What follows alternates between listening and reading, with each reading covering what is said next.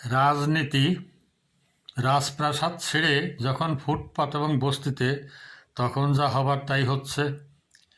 আসসালামু আলাইকুম বন্ধুরা, রাজনীতির আবিধানিক অর্থ কী? রাজার নীতি।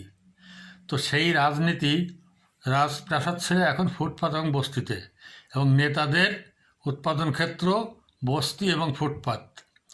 চাঁদাবাজি, নেতার পাচাটা, তাদের সাথে এই যে বিভিন্ন রকম কিশোর গ্যাং, সেখান থেকে আস্তে আস্তে রংবাজ হয়ে যায়।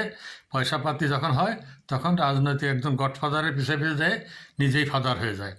তারপর কি হলো, রাজনৈতিক নেতা হয়ে গেল।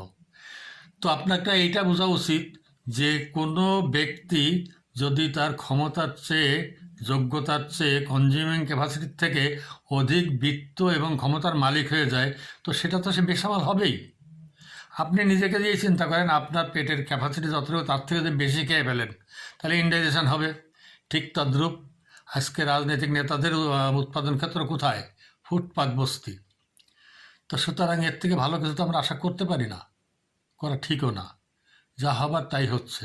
আপনারা কি বলেন? মতামত দেবেন ইনশাল্লাহ, আশা করি।